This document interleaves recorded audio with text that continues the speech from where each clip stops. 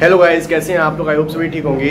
आज के इस वीडियो के अंदर आपको 100% क्लियरिटी मिल जाएगी कि आपको मेंस की तैयारी करनी है या फिर नहीं करनी है। टोटली वीडियो होने वाली है एसएससी सीजीएल 2024 टियर 1 के एस्पिरेंट्स के लिए।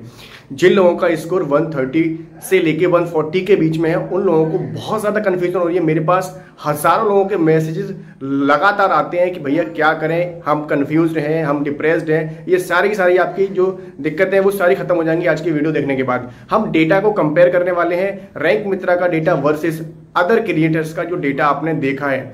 इवन जो मेरे पास डेटा आया था आप सभी लोगों का, वहां पर लगभग 3 से 4 हज़ार कैंडिडेट्स की ही एंट्रीज आई थी, तो उसको मैंने अभी इंक्लूड नहीं किया है। मैं जो बड़े बड़े डेटाज हैं जो कि आप लोगों ने क्रिएटर्स के यूट्यूब के ऊपर देखे हुए हैं, जहां से कट ऑफ का ये पूरा का पूरा मामला कि भाई कट ऑफ बहुत ज्यादा हाई जाने वाली है, उस डेटा को हम लोग यहाँ पर कंपेयर करने वाले हैं। साथ में 3 से 4 चीजें आपको बताने वाला हूं जिससे कि आपकी कट ऑफ जो है क्या कम जाने के कितने चांसेस हैं, ठीक है। तो उसको लेकर भी बात करने वाले हैं। तो स्टार्ट कर लेते हैं आज का ये वीडियो के अंदर आपको ये पता लग जाएगा कि तैयारी आपको करनी है या फिर नहीं करनी है, नेक्स्ट सीजीएल के लिए या नेक्स्ट किसी एग्जाम के लिए लग जाना है।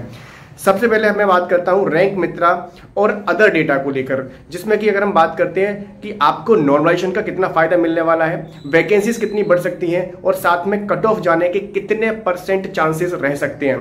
तो अगर मैं बात करता हूं अदर डेटा की, जिसके ऊपर आप लोगों ने ये चीजें सारी क्रिएट की हुई हैं, तो वहां पर अगर हार्ड शिफ्ट की बात करते हैं जैसे कि, तो वो आपका सबसे हार्ड शिफ्ट के अंदर 123 के आसपास आपका जो है वहां पर स्कोर बन रहा है। और उसका अगर मैं वहां पर बात करता हूं कि नॉर्मलाइजेशन कितना मिल रहा है आपको वहां पर, तो वो आपको लगभग 17 नंबर का नॉर्मलाइजेशन मिल रहा है। वहीं रैंक मित्रा के अंदर बात करते हैं तो सबसे हार्ड शिफ्ट के अंदर आपका जो है लगभग आपको 20 नंबर तक का नॉर्मलाइजेशन देखने के लिए मिल रहा है। तो कौन से डेटा पर हमें ट्रस्ट करना है, कौन से डेटा पर ट्रस्ट नहीं करना है, अभी मेरे हिसाब से मैं अगर आपको बताऊं तो आप इसके हिसाब से तैयारी करना बिल्कुल बंद मत करें। क्यों? क्योंकि मैं आपको आगे चीजें बताने वाला हूं कि अगर आप इनके डेटास के हिसाब से चीज़ों को अगर सोच रहे हैं कि मेरा इतना नंबर आ रहा है, मेरा 130 के अंडर नंबर आ रहा है और मेरे तो इनके हिसाब से मुझे नॉर्मलाइजेशन 10 नंबर का मिल रहा है, मतलब मैं तो जा ही नहीं रहा हूं, तो वो चीज़ आपको नहीं करनी है। क्यों नहीं करनी है? क्योंकि अगर मैं बात करूं सबसे बड़ा जो डेटा है वो रैंक मित्रा के पास आया है, 3,65,000 कैंडिडेट्स का डेटा आया है। और एग्जाम कितने लोगों ने दिया है? एग्जाम आपका लगभग 18 से 20 लाख के कैंडिडेट, 18 से 20 लाख के बीच में कैंडिडेट्स ने एग्जाम को दिया है। अभी फिलहाल अटेंडेंस का आरटीआई का रिप्लाई आया नहीं है, तो 18 से 20 लाख कम से कम कैंडिडेट्स ने एग्जाम को दिया होगा, जिसमें से सिर्फ हमारे पास डेटा कितना आया है? 3,65,000 कैंडिडेट्स का लगभग 3.5 लाख से ऊपर का डेटा ही सिर्फ आया है। तो आपको ये चीज का क्लियरिटी अभी नहीं मिल पाएगा कि इतना ही नॉर्मलाइजेशन आपको मिलने वाला है। तो मैं आपको बताऊंगा कि किस नंबर पर आप बिलोंग कर रहे हो, उससे ऊपर अगर आप लोग हैं तो आप तैयारी मेंस की जरूर करना, ठीक है। दूसरी चीज हमें आपको बता दूं कि लगभग आपका जो एग्जामिनेशन है वो 36 शिफ्ट्स में हुआ है। आपको पता है टोटल आपकी 36 शिफ्ट्स हैं। इन 36 शिफ्ट्स के अंदर रॉन्ग क्वेश्चंस आपको बहुत सारे देखने को मिले हैं। हर शिफ्ट के अंदर एक एक दो क्वेश्चन रॉन्ग आपको मिले हैं देखने के लिए। अगर आपकी शिफ्ट के अंदर एक क्वेश्चन आपका रॉन्ग होगा तो आपको कम से कम 2 नंबर का फायदा मिलेगा। अगर मान लो 2 क्वेश्चन आपके रॉन्ग हो गए तो आपको 4 नंबर का फायदा मिल जाएगा। तो आपके मार्क्स मान लो 1 नंबर से आप पीछे रह रहे थे, तो वहां पर आप 4 नंबर से आगे हो जाओगे। तब वो चीज भी आपकी कट ऑफ को यहां पर पूरा इम्पैक्ट डालने वाली है। पहली चीज हो गई ये। दूसरी चीज बात करते हैं वैकेंसीज को लेकर। तो वैकेंसीज को लेकर आप लोग बहुत ज्यादा कंफ्यूज्ड हैं। अभी टोटल जो वैकेंसीज है हमारे पास वो है 17,727। इसके हिसाब से ही तो हम लोग अभी सारी चीजों को कर रहे हैं। क्या पता ये वैकेंसी बढ़ के 20,000 के आसपास हो जाए। अगर 20,000 वैकेंसी आपकी हो जाती हैं तो आप लोगों को यहाँ पर लगभग अगर 10 गुने को बुलाया जाता है तो 2 लाख कैंडिडेट्स वहां पर क्वालिफाई कर रहे हैं। और यहाँ पर अगर हम बात करते हैं तो 1,77,000 कैंडिडेट्स के आसपास क्वालिफाई कर रहे हैं। 10 टाइम्स का मैं बात कर रहा हूँ। अगर वहीं पर 9 टाइम्स बुलाया जाता है तो लगभग 1,55,000 कैंडिडेट्स के आसपास क्वालिफाई कर रहे हैं। तो कितना डिफरेंस है? लगभग 45,000 कैंडिडेट्स का डिफरेंस है। तो वो चीज भी आपको यहाँ पर एक माइंड में रखनी है कि भाई हो सकता है कि वैकेंसी हमारी इंक्रीज हो जाए। और ऐसा मेरे को लग रहा है कि आपकी वैकेंसी टेंटेटिव वैकेंसी से अभी आई हुई है ये, जैसे ही आपका रिजल्ट आएगा उससे पहले आपको वैकेंसीज का भी आपको डेटा मिल जाएगा कि कितनी वैकेंसी आ रही है। तो उसके हिसाब से भी कट ऑफ पर इंपैक्ट पड़ने वाला है डेफिनेटली। अगर मैं बात करता हूं यहाँ पर कि अगर वैकेंसी आपकी 20,000 हो जाएंगी तो कट ऑफ पर डेफिनेटली इंपैक्ट पड़ेगा, जो आपको 140 के आसपास कट ऑफ अभी देखने के लिए मिल रहा है। मैंने भी आपको बताया कि 140 के आसपास कट ऑफ आपका जा सकता है, नॉर्मलाइज कट ऑफ आपका जा सकता है, ठीक है। तो उस पर भी आपको इंपैक्ट डेफिनेटली देखने के लिए मिलने वाला है। वहीं अगर मैं बात करता हूं कि टियर 1 का जो क्वालिफाई नेचर, इन्होंने क्वालिफाइंग नेचर का बनाया हुआ है टियर 1 को, इसमें क्वालिफाई कैंडिडेट को कितना कराया जाता है कि 9 टाइम्स कराया जाता है। लास्ट टाइम 9 टाइम्स के आसपास कराया गया था, 10 टाइम्स कराया जाता है। सीपीयू के अंदर इस नंबर को भी बढ़ा दिया गया। हो सकता है कि इस बार आपका सीजीएल के अंदर इस नंबर को बढ़ा दिया जाए, और तब फिर क्या होगा। तो ये सारी चीजें आपको माइंड के अंदर रखनी है। ज्यादा कैंडिडेट्स को क्वालिफाई करा दिया गया तो डेफिनेटली आपकी कट ऑफ जो है कम जाने के चांसेस हैं। इसके बाद सबसे बड़ा फैक्टर रहता है आपका नॉर्मलाइजेशन का। तो नॉर्मलाइजेशन अभी के डेटा के हिसाब से आप समझ रहे हो कि 20-20 नंबर का नॉर्मलाइजेशन आपको मिल रहा है हार्ड शिफ्ट के अंदर। इजी शिफ्ट के अंदर भी आपको नॉर्मलाइजेशन देखने के लिए मिल रहा है, मतलब 3-4 नंबर 5 नंबर तक का मिल रहा है। एवरेज नॉर्मलाइजेशन की बात करते हैं तो वो चीज भी आपको लगभग 7 से लेकर 15 नंबर तक का नॉर्मलाइजेशन एवरेज मिलेगा। किसी किसी कैंडिडेट्स को 20-22 नंबर का मिलेगा, डेफिनेटली मिलता ही हमेशा। अगर हार्ड शिफ्ट के अंदर आप जा रहे हो तो वहां पर आपका नॉर्मलाइजेशन आपको काफी अच्छा मिलता है। तो कैसे कौन से ऐसे कैंडिडेट होने चाहिए जिनको तैयारी मेंस के लिए करनी चाहिए, तो उनके लिए मैं बात कर लेता हूं कि अगर आप यहां पर यूआर कैंडिडेट हैं और आपके जो मार्क्स है 131 से लेके 135 के बीच में अगर आप लाई कर रहे हो, आपका या तो ये रॉ स्कोर हो सकता है या आपका नॉर्मलाइज्ड भी हो सकता है। तो किसी भी कैटेगरी के बिलोंग कर रहे हो आप लोग, किसी भी कैटेगरी से बिलोंग कर रहे हो, तो आप तैयारी मेंस की करना स्टार्ट कर दो, क्योंकि कुछ भी हो सकता है भाई, है ना। दूसरी चीज, ओबीसी कैंडिडेट है, ईडब्ल्यूएस कैंडिडेट हो, तो आपके 130 के आसपास 125 से 130 के बीच में अगर आप लाई कर रहे हो, चाहे आपका रॉ स्कोर हो चाहे आपका नॉर्मलाइज स्कोर हो, आप तैयारी आराम से कर सकते हो। इसके बाद अगर आप ऐसी कैटेगरी से बिलोंग करते हो तो आपके जो मार्क्स हैं वो 110 से लेके 100 से लेके 110 के बीच में आप अप्लाई करने चाहिए। मतलब आपका नॉर्मलाइज और रॉ स्कोर कोई सा भी हो सकता है ये, ठीक है, हार्ड और इजी शिफ्ट के हिसाब से।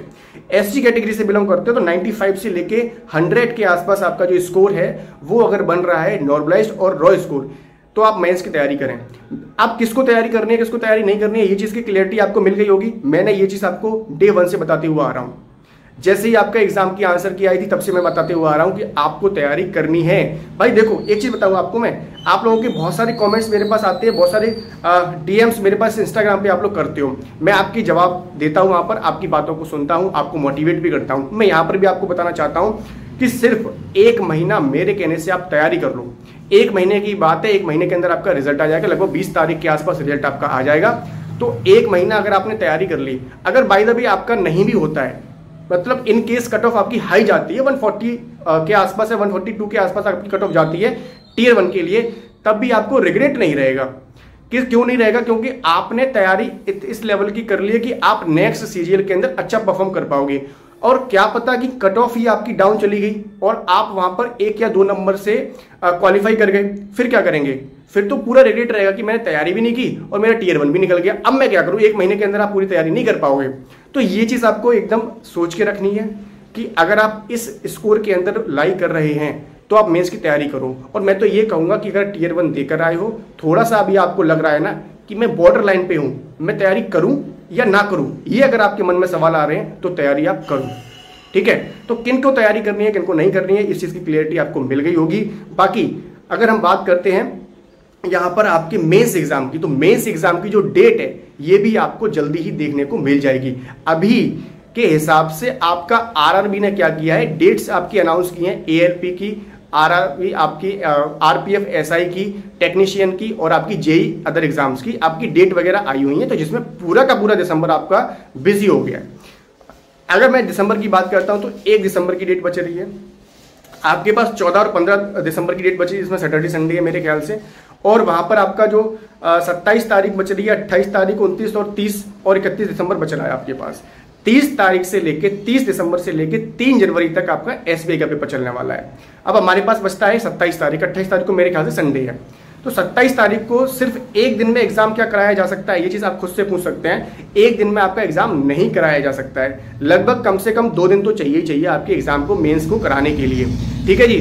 तो ये चीजें हैं, बाकी चांसेस कम है दिसंबर के अंदर, और हो भी सकता है कि शायद 1 दिन में एग्जाम को वो करा लें, तो आप 27 दिसंबर से आप अपना लगा सकते हैं कि 27 दिसंबर को आपका जो एग्जाम है वो हो सकता है। मुझे ऐसा नहीं लगता है कि एक दिन में आपका एग्जाम जो है कंडक्ट करवाया जाएगा। अगर जनवरी के अंदर एग्जाम जाता है तो फिर वो डेट वाला इश्यू आ जाता है कि भाई डेट तो अगस्त से काउंट कर रहे हैं, ऐसा वैसा। तो शायद जनवरी के अंदर भी आपका एग्जाम कराया जा सकता है, क्योंकि ऐसा पहले के एग्जाम्स में हो चुका है कि जब पूरा का पूरा मंथ हमारा बिजी चल रहा है, कोई ना कोई एग्जाम है बच्चों का, तो फिर एग्जाम कराने के लिए या तो ये पहले डेट दे देते, तो फिर आरआरबी वाले अपनी डेट को चेंज कर लेते। ये चीज होती है। बाकी दिसंबर से पहले पहले एग्जाम हो जाए कि नवंबर में एग्जाम हो जाए लास्ट में, ऐसा नहीं होगा, क्योंकि दिसंबर की ही डेट हमें दे रखी है। दिसंबर के आगे तो जा सकते हैं, लेकिन दिसंबर से पीछे नहीं जा सकते। जनवरी की फर्स्ट वीक में आपका एग्जाम पहुंच सकता है, उसके भी चांसेस हैं। बाकी डिटेल में चीजें आपको क्लियर करूंगा इससे नेक्स्ट वाली वीडियो के अंदर।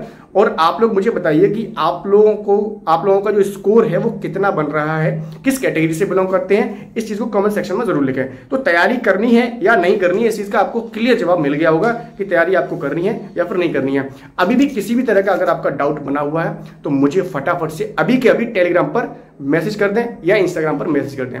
और अगर आप जो मैंने आपको स्कोर बताया है इसके अंदर लाइक कर रहे हैं तो आप हमारे अचीवर्स ग्रुप को ज्वाइन कर सकते हैं। इसको ज्वाइन करने के लिए आपको वहां पर टेलीग्राम पर मैसेज ड्रॉप कर देना या फिर मुझे इंस्टाग्राम पर मैसेज मुझे कर देना। मैं आपको बता दूंगा किस तरह से आपको ज्वाइन करना है। वहां पर 49 रुपीज की मैंने फीस रखी हुई है, वहां पर आपको सारी चीजें इस तरह की मिल रही हैं। तो मिलते हैं आपसे नेक्स्ट वीडियो में एक नई इन्फॉर्मेशन के साथ। आई होप आपके जो जितने भी डाउट्स हैं वो सारे क्लियर हुए होंगे।